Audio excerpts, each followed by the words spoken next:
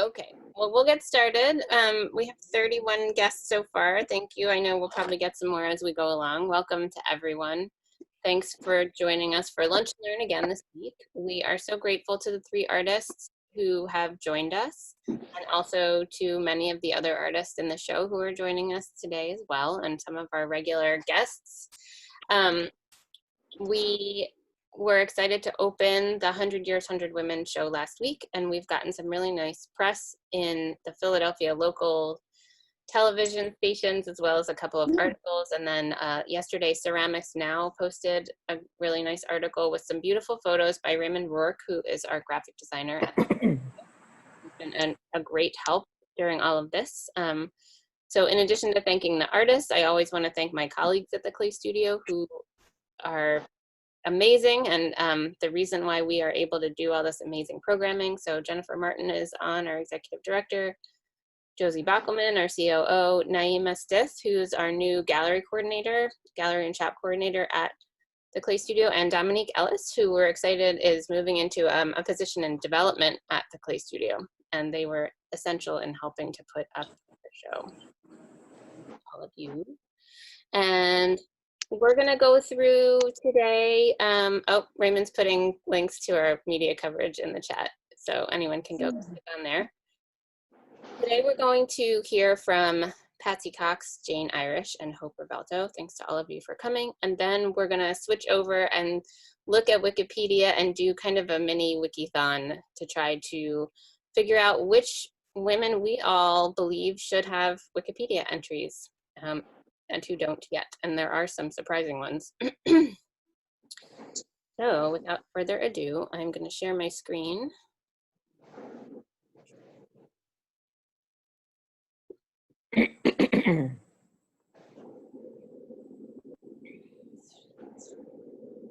With everyone.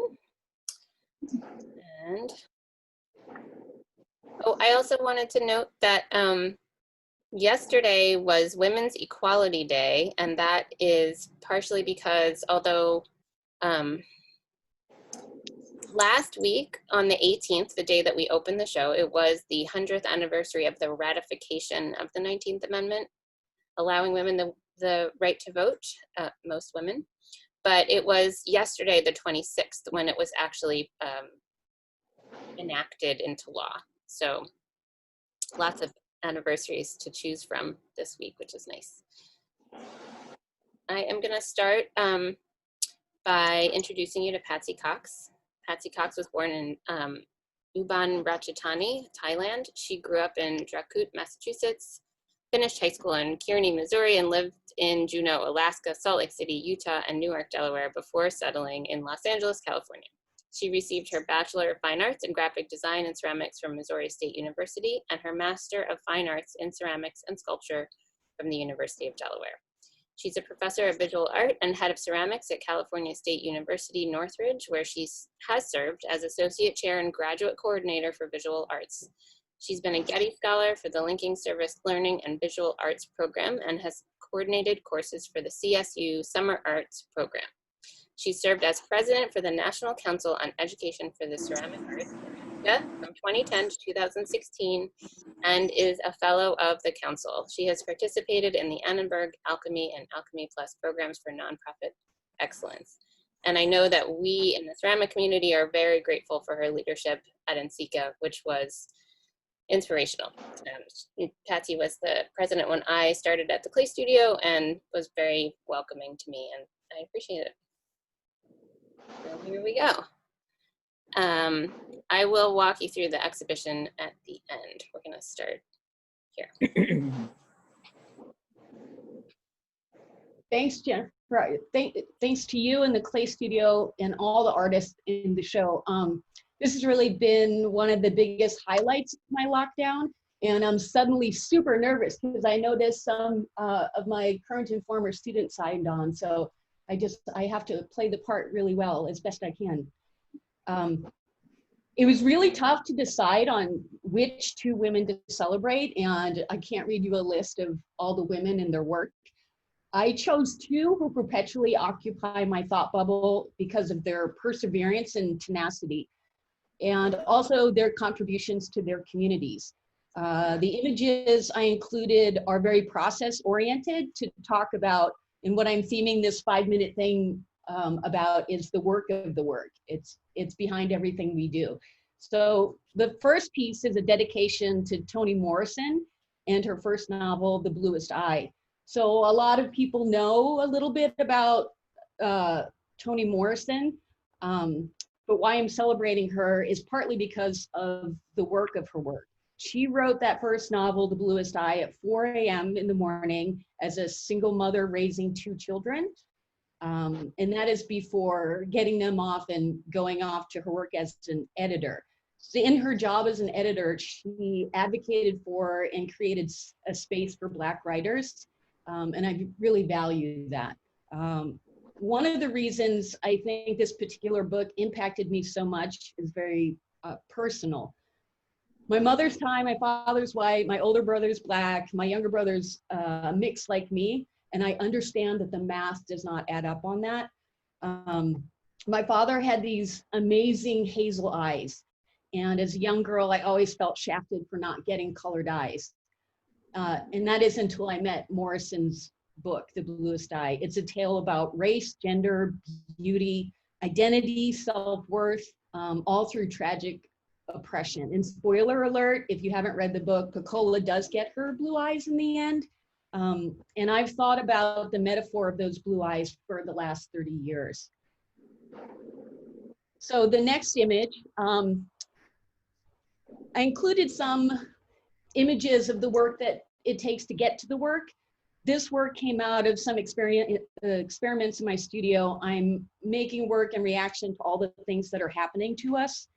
I've literally been shrinking down my senses by making molds of my eyes, ears, nose, and mouth until they disappear. It's about looking versus seeing, and about hearing versus listening, etc. This image is just some tests on eyes and clay, and the next image is about material. One must make blue clay as one does. When one needs blue clay, it's the work of the work. The next shot is the process shot of the wet state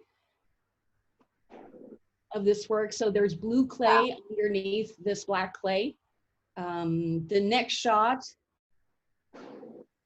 is the backup, right? Morrison plate. When someone asks for a thing, somebody must make more than one thing to be sure to have that one thing to give. And so I made 6 plates in order to get 2. And this is the second Morrison plate that did not make the cut. Let's see, the next image. Empress Wu. This is a tribute to Wu Zetian. She is the only female to have ever sat on the throne in China. This is the late 7th century and early 8th century. She was a good leader, she valued education, expanded her territory, was fair, brought prosper to her people. And of course, during that time, there was no female-centered wiki group writing her history. So much of the information you'll find about Wu Zetian was written by people who thought she was an absolute abomination, sort of like 8th century fake news. To me, if there ever were a superhero to have walked the earth, it might have been Wu Zetian. And the next images are a few process images of the making of her plate. This is the plate that you just saw, thrown in embedded colored clay through the Mishima process, waxed, water etched, and then underglaze transfers applied that I got through my travels in Jingdezhen. And so this plate was not only about Wu Zetian, but also about our ceramics connection to China. And like this plate that you're looking at is another plate that just didn't cut it. I just want to say a huge thanks to Jennifer for putting the Wikithon together and having us talk a little bit in this Lunch and Learn. I'm looking forward to what the history of women looks like as written by women and the work of the work. Thank you. Thank you, Patsy. That was amazing. So this is another of the other choices. The one Yeah. that's in the show is, oops, that one. And they're all beautiful, and I love that there's more than one to choose from. And is this the process of that one, right? It's before it's fired? Yes, this is the end result. Yeah, great. All right, so somebody needs to write a graphic novel about the superhero Wikithon.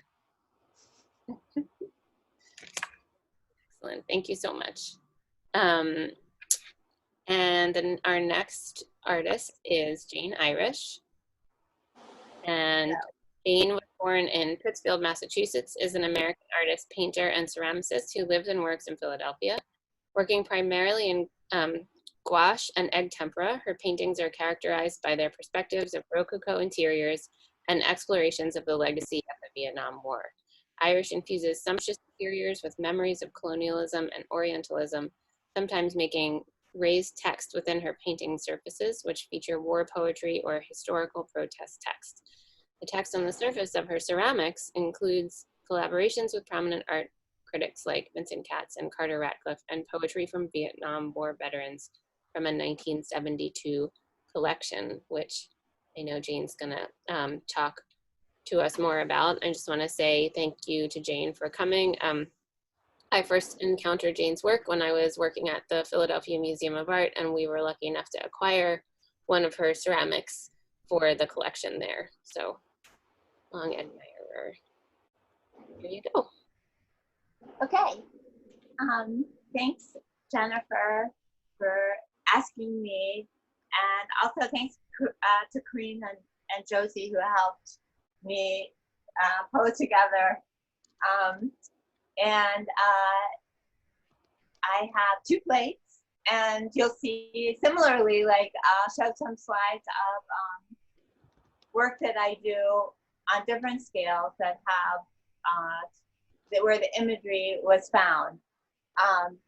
This one is, it happens that it's 100th anniversary of women's right to vote, but it's also like the 50th anniversary of something called Operation Raw, which was the Vietnam Vets Against the War march from New York City to Philadelphia over Labor Day weekend in 1970. And I learned about this looking for a local history that was global in meaning. And I started making work about it in 2004, and then got to meet all these people who were part of it. And this picture is, this plate is a picture of Jerry Knight and Jane Fonda. And they are standing in front of the meal truck, or the chow line for BBAW. It's just a rented truck that has been turned into a support vehicle. And Scott Moore, who was one of the important leaders of Vietnam Vets Against the War then, and or actually was the co-organizer of this march with Al Hubbard, sent me this picture of Jerry Knight, and a couple years, like a year and a half ago, and he suggested that there were more women involved in the march. And Jerry Knight was a Quaker woman who helped. There's Scott Moore, that back, if you go back one.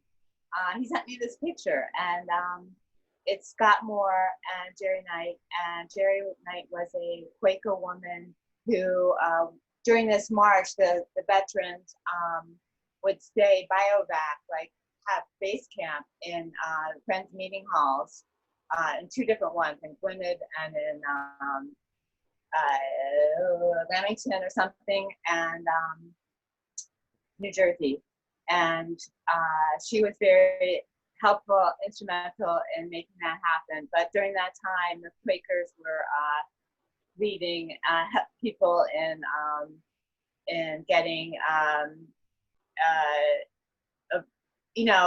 addressing the draft and practicing peace. And she, I'm just learning about her, and was pointed in her direction. And I hope, because of these this commemoration, we get to know more about these people, you know. But I have like this love and mythology about this period that I'm trying to sustain myself the rest of my life working on. So yeah, and the other plate, oh, and also in that picture is in that one plate is Jane Fonda, and that was from a and you'll see in these slides I've done a big painting in relation to these two figures. But I immediately thought of, and then the other person who I am totally, the other plate is Chris Moore, and married to Scott Moore, and has ever since 2005, which is 15 years ago, helped me organize or gave me great inspiration to do a anti-war exhibition of artists. And I got to meet her, and she just has stayed in touch with me the last 15 years, and keeps sort of feeding me stories and makes it possible and gives me a reason to keep going. So I hugely admire her. And she's actually here, so I hope she says a couple of things, because I too don't know. When I told her I did this plate, she suggested that other women in the history were also definitely important, and wondered if who should be the leader. And I to myself, my own mythology, feel like hugely indebted to her. So I first started, you'll see a couple more slides. I guess we could go through some of them. But yeah, this is where first in 2015 I decided I wanted to take the story of anti-war mythology and associate it with some kind of like obscure non-European like mythology. So I had accidentally, working with my partner, Crispin Sartwell, decided to illustrate Edgar Allan Poe's Eureka, and which is the story of the cosmos. But in this story, I just kind of freely associated sentences, and you'll see that one of the illustrations is definitely where the original image of the plate came, and it was the title of that. It talks about the body and the soul walking hand in hand, and I was thinking, who represents the soul? And I thought Chris Moore, because it's just how I feel. So let's see some more. So these are all illustrations from Eureka. And it was just sort of a train of consciousness. And I guess there's some more. Are there more slides? Yeah, there's the page of the book. And okay, so this is another protest event that happened with the Vietnam Vets Against the War. And it was called the Winter Soldier Hearings, and it was in Detroit in 1971. So in January and February of this coming year will be the 50th anniversary of that. And it was that over a 3-day period, but it took like months and months having a home base in Detroit to pull veterans together to be able to document their stories. And it was this is in the Play Studio website, but a description of it would be, it was a military crimes tribunal. It was a demonstration where the veterans held their own inquiry, now part of the U.S. Congressional Record, to gather and present testimony from soldiers about war crimes committed in Southeast Asia. So Chris was there during the whole time, and in the background, I'm sure, helping, calming people, and just generally giving a good vibe so that this healing thing happens. So I hope to learn more, and we sort of made a date in September to like really ask some questions about history. So, are there any more slides? I think Easier for me to talk. Oh yeah, here are a couple source materials. I'm probably going over 5 minutes. Yeah, so Shirley Ramsdell was part of the Vietnam Vets Against the War and a photographer. And so this is how, you know, you get images and you sort of piece them together. And at this point, looking at these for 15 years, I feel like I'm inside these images. But so that's Operation Raw. This is a view of Valley Forge. So it's like this huge demonstration that happened at Valley Forge, which I know is in Wikipedia. But so that's Jane Fonda and oh man, the famous. Okay, well, I'm doing a senior moment where I can't remember. So so Shirley Ramsdell passed away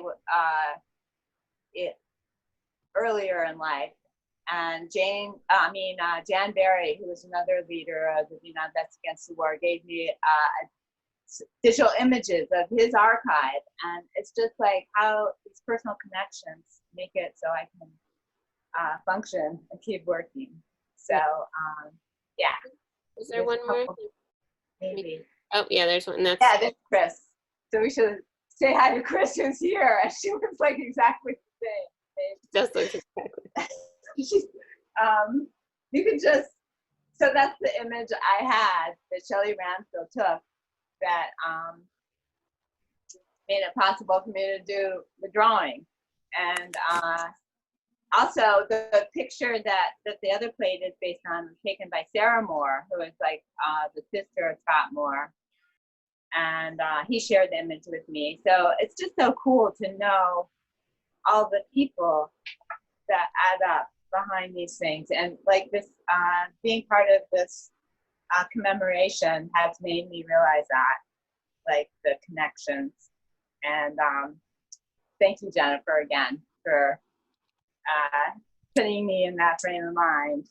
Because we miss all our contact, you know, we miss all our close friends, and serendipitously things happen, you know, that people share stories and images, and that's a huge part of the humanism, I hope.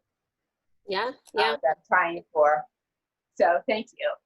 Yeah, thank you for sharing all that with us, and just that idea of all of us making connections. And that's why I keep doing these lunch and learns, because it's not always just what were the main topics of conversation, but yeah, who sees each other on there and then maybe makes a connection later. And this is that Fonda? That's a picture of Jane Fonda, and Sarah just commented she's sitting on a trash can, which is really great. But you know, the vets at this meeting were doing some performance art with a trash can about their honors and stuff like that, and maybe that's why she's protecting it or something. But yeah, it's so interesting to see that she's still, I mean, she's not doing the same kind of work, but she's sure is still working.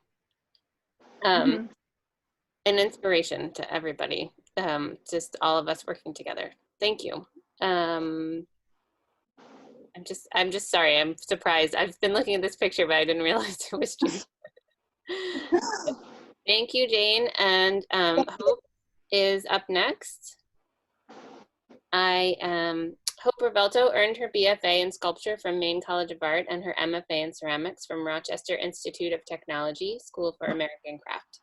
A year ago, she moved back to Portland, Maine after living and working in Philadelphia. In Philadelphia, she was teaching Art History 101 at Philadelphia University, collaborative studio, core studies, found and fabricated courses at the University of the Arts, and visual studies 3D at Tyler School of Art. Last fall, she worked part-time as admissions counselor for Maine College of Art. She's now a full-time operator of her own business, Little Chair Printing, a custom screen printing shop, and an artist member at Pickwick Independent Press in Portland, Maine. Little Chair Printing is a wholesale screen printing shop that is printed for a variety of companies all over the US, including the Clay Studio. And if anybody wants a little chair printed Play Studio apron, you should sign up to come to the Mud Ball virtually, and you'll get one of Hope's things. She's passionate about screen printing for an organization such as Maine Gun Safety Coalition, States United to Prevent Gun Violence, Maine Inside Out, to name a few. She's built a bicycle screen printing shop where she's traveled from Philadelphia to Maine, screen printing for many different causes. With the help from the Kindling Fund grant, Maine Arts Commission, and Awesome Foundation grant, she can travel anywhere and set up to print t-shirt and posters. The event can range from protests to community engagement events to commercial print like Patagonia's new Freeport, Maine logo. That's exciting. Maybe you need to get with Jane Irish and recreate the march from New York to Philadelphia and do screen printing all along the way. That would be awesome. Right. Okay. That sounds, yes, yes, please. I'm going to, okay. Let's see. Okay, are we Go ready? ahead. Thank you. Thank you.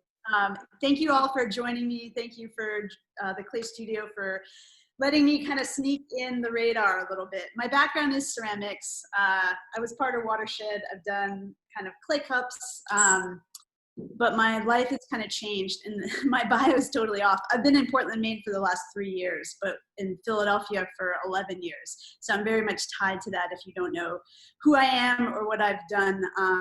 Generally around the election time, I gear up and do these parties, the election parties, and I make solo cups. This was back in 2012. Hillary Clinton, remember her? Yeah.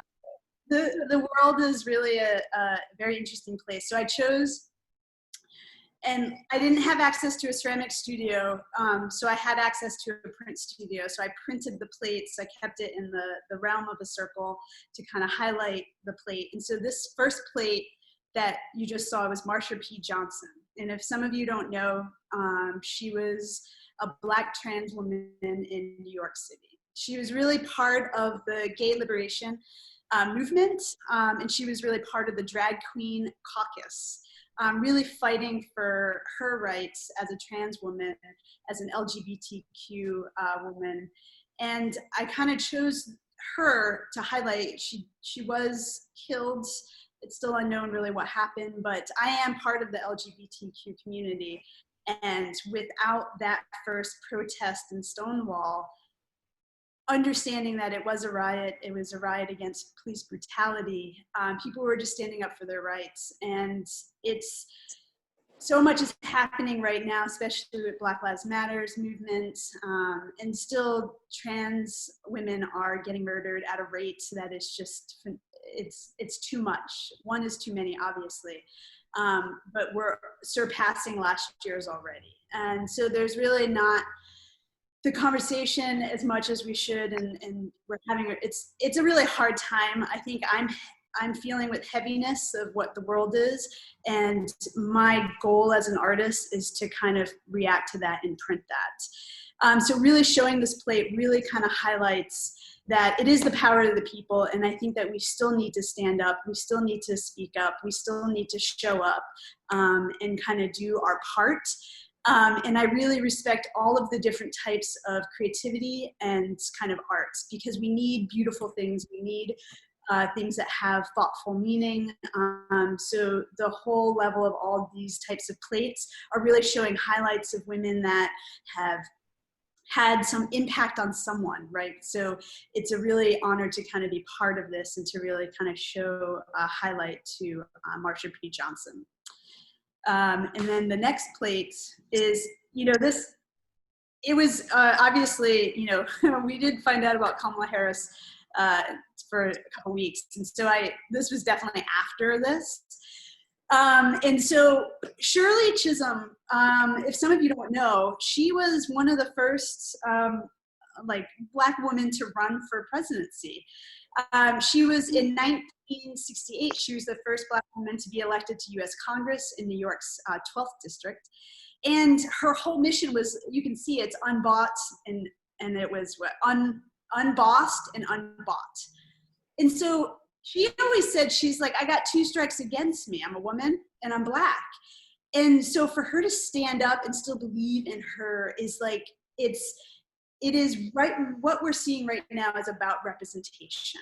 So seeing Shirley Chisholm for president, having posters and pins and t-shirts, I believe that that's why we have Kamala Harris running for vice president now, because she can look up to her and say, she came out in 1972, which is totally a tough time to come out, you know, as a strong Black woman, you know, really standing up for her beliefs. And so Kamala Harris is kind of following into that same footsteps.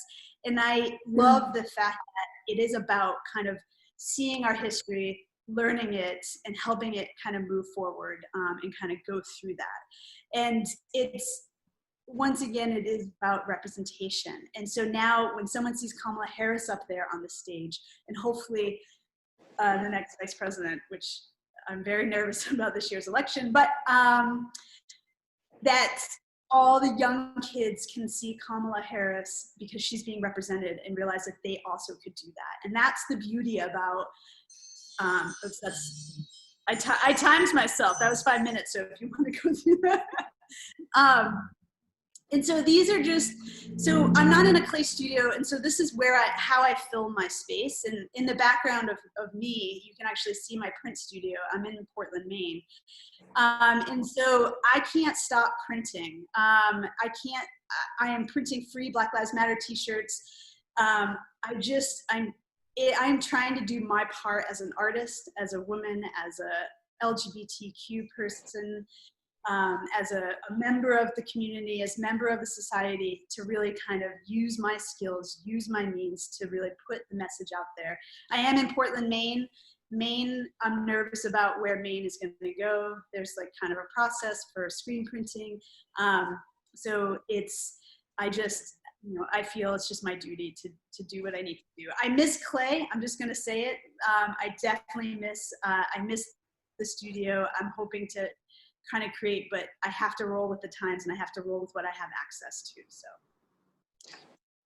Yeah, well, you do, but maybe, you know, if you needed someone to deliver a wheel to you, I would force myself to come to Maine and bring you something. We have a low rate of, you know, COVID, so it is, if anyone wants to come to Maine, come on.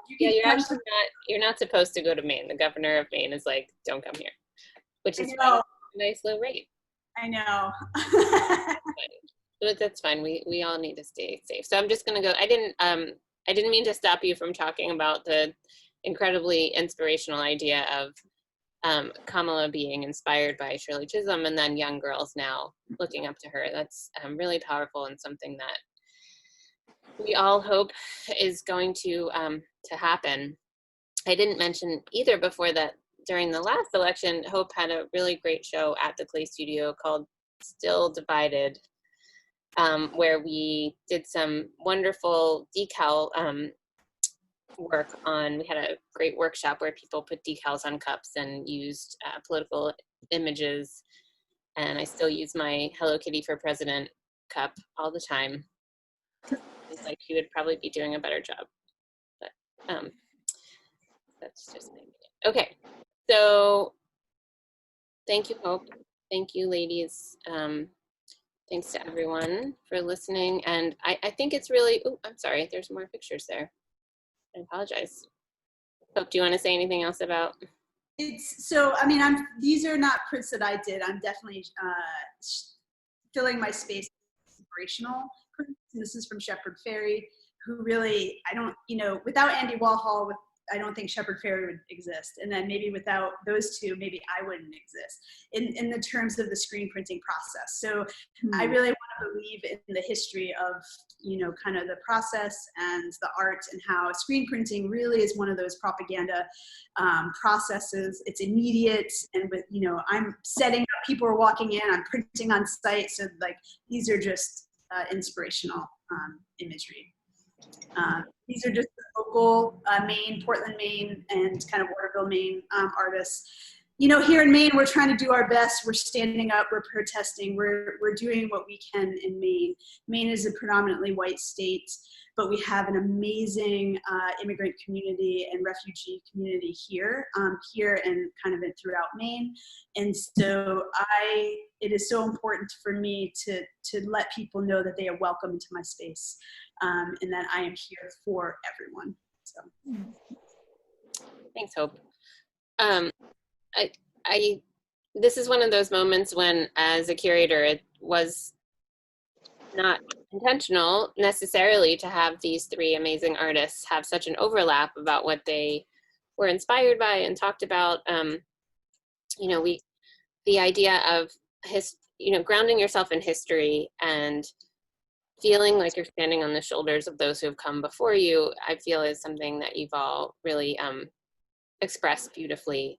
And I think maybe it was Jane who used the word humanist. That is another thing I see running through so strongly through all of your work, and just the fact that we want to look back and honor and then remember that the work that was started by our foremothers is still something we have to carry on into the future and inspire the next generation. So thanks for helping us do that.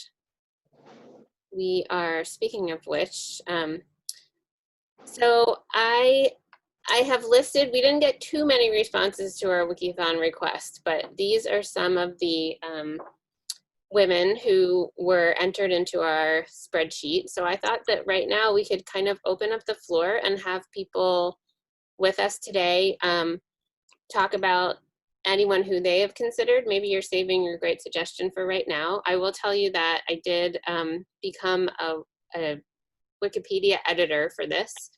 And it's really interesting. You just have to sign up, and then you have to go through and make 10 small edits throughout Wikipedia, and then you kind of get higher access into creating your own entries. So I did create one for Paula Winker. I can't believe that she wasn't in there already. The guidelines for Wikipedia are very loose. It's a really democratic process, which of course we know can lead to anyone can make these changes, so that can be problematic. But on the other hand, it's wonderful that there's this source that is looked to and used. So the things that they talk about on their website is that if you're making a new entry, it can't be affiliated with the author. So for instance, the fact that the Clay Studio does not have an entry, I can't do anything about that, but anybody out there who's a Wikipedia editor, feel free to put that entry up. They kind of talk about the fact that it's an encyclopedia as a concept, that there's tied to that historical model of knowledge sharing, which I think is really beautiful. And to remember that it's a tertiary source of information. So it's not for you to make up your own research. It's not for your primary research. It's for information that has several reliable sources. And then you have to decide if the subject matter that you are promoting is notable. Does it have notability? Which I think is probably where it comes into a problem, because we are, you have to have sources that show that other people value your work. So it can't be, and I don't know that all of us always like take a step back and allow the time that is necessary to do that kind of work as well. So we have Paula Winker, who most of us in Philadelphia and around the ceramic world know about Paula. She passed away in 2018. Unfortunately, she was doing work right up to the end. She went to Tyler School of Art and made work, especially at the end of her life, in direct response to climate change and the melting of the icebergs, and was just an amazing person. Sid Carpenter, who was with us last week and is in this show. Very important, also went to Tyler here in Philadelphia. She's the head of the art department at Swarthmore College, makes amazing work, has had lots of shows. Her work is in many different major museum collections. She does not have a Wikipedia page. Helen Drudd, about to turn 90, the most important craft gallerist on the East Coast, probably ever.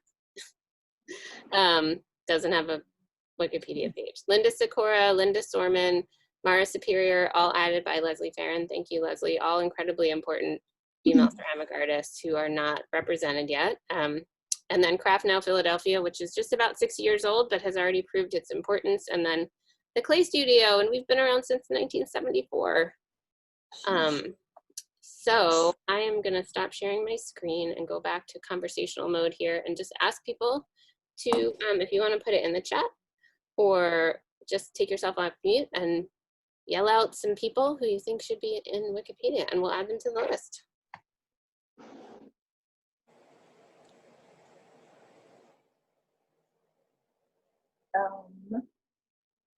Madeleine Moore. Jennifer, when There's a woman. Go ahead. so when I added these 3 women, I added them because each of them are at a mid-career point and had, you know, multiple, you know, sources that could be used to validate their, you know, careers. You know, they had writing, they had recognition. Another artist was Christina Cordova, who has a page, but it needs updating. So I've been watching this for a while because of the, you know, importance of, you know, sort of creating name recognition for women, you know, for women artists, but also because it seems like our entire field has missed Wikipedia. And so I'm really happy that you are exploring how to do this. And I have had my hands tied because of my commercial representation, the way you are with Clay Studio.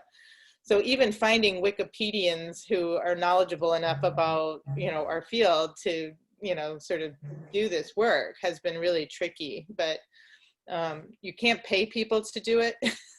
So, you know, it really has to be all volunteer. It's, you know, and I feel like we all should put some time in, but my hands are tied. I can't because I'm like too tied to, you know, commercial, but I realize how important it is to each of these artists' careers and their pricing structure and the way they will be perceived into the future to have this information. And I think once they're in there, then somebody like me could go in and update it whenever we have an event that connects to it, I think. But it's all new territory. So thank you for plowing some ground here.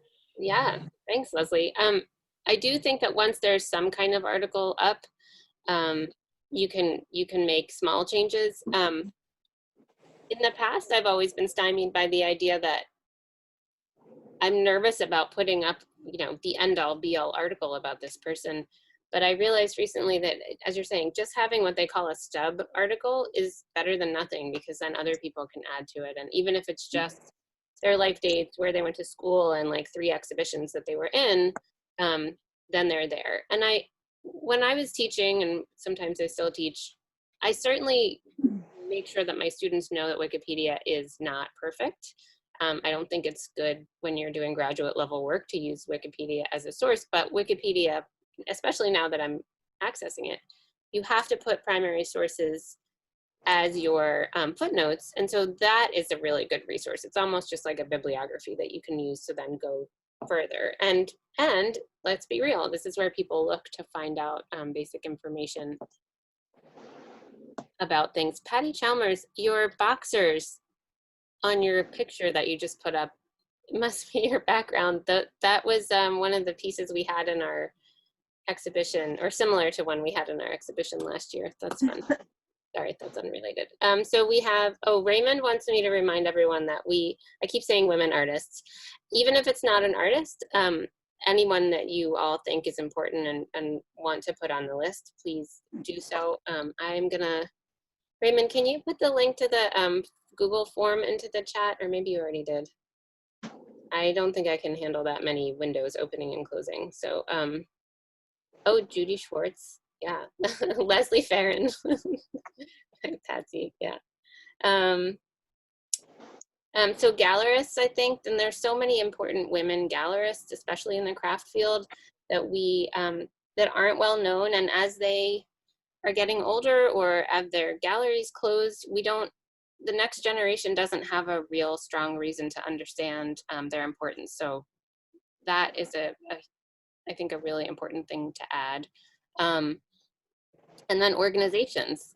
and we could say women-run organizations, but really any organization that supports women artists, I think is a valuable thing. And there are many that are not represented. Even the American Craft Council has a relatively short entry, and it was started by women. Who else do we have here? Dorothy Weiss, Candace Groot, that's a good point. Collectors, very important in our field. Susie Kim. I guess I would say. Anyone else want to share their voice? Mary Rogers, Women Gallery. Well, I would say just my own I guess it takes, you know, diving, like being very into a subject or knowing more. But another relative of this group of people is Madeleine Moore, who is was supported the mother of Scott Moore, and supported BBAW and made in some ways, but in physical ways, like typing manuscripts and stuff. But she was behind the publications of many poetry books and similar, like a really important figure that you can Google and find information, but there's no Wikipedia page. Right, I mean, that's another thing that women often are in the background, or in history have been in the background doing the support work. Ruth Bronstein, thank you, Leslie. Was she the Key Gallery, or was she in Chicago? I get them flipped. There's another one in Chicago that I'm trying to think of it. It's Fuller Goldine and Ann Nathan. I mean, there were a number in Chicago that were really important, but it was Ruth and Rena and Dorothy who were so important in the Bay Area and continue. I mean, Rena's still alive, and I didn't check to see if they have pages or not, but I was so upset when, even as recently as this year, you know, Garth and Mark were being so dismissive of the women who existed at that time, because they had a different approach and, you know, worked differently, and, you know, they were much more involved in sculpture. You know, so it sort of is one of those moments that I won't ever forget. And I want to make sure that nobody else does either.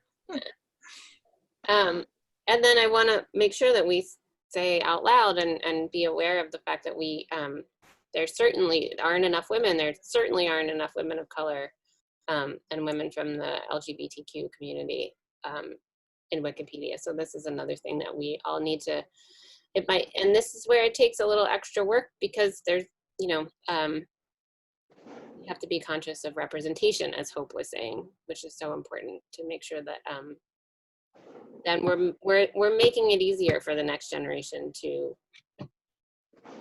understand the full picture of what's happening, not just from one perspective. Oh, this is so great. So everything that we're saying in the chat is captured. In the recording, I can put it into the Wikipedia, or I'm sorry, the Google Sheet that's been created. And I would love anyone who's interested in helping, let me know. We can gather just their, you know, life dates for these people and some basic pieces of information, and then I can put them all up. I just might not be able to do all the legwork myself, but I would love to be the collator of all the information so we can move it forward. Elaine Levin, Ruth Bronstein, Rena Branston, Janet Koplos, all really good suggestions. Cool. I want to go back up also to see if anyone had questions directly for our artists that went into the chat.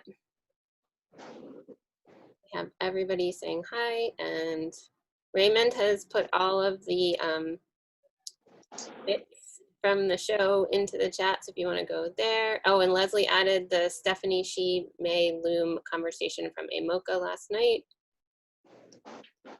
And Stephanie says, Patsy, fabulous work. Oh, what did you put on the back? I think you guys had a conversation about that already. Raymond says he loves Patsy's raised line technique. Thank you for sharing your process, says Stephanie. Does your piece, the Bluest Eye, also hang on the wall? And it does. Almost everything in the show does hang on the wall. And I will show you guys around the gallery in one moment. I just want to make sure there aren't any other things in the chat that I missed. Ayumi is here. Hi, Ayumi. And she says, Hope you're doing amazing work. Thanks, Hope.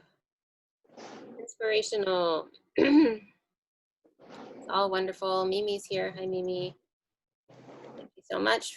Feels lifted up personally. That's good. I think we all need that right now. Absolutely. Hi. Hi. 87% of Wikipedians are men. Only 13% are women. That does definitely tell us why there are fewer women represented. Great. Okay, I'm going to switch back just really quickly before we end so I can show everyone the gallery.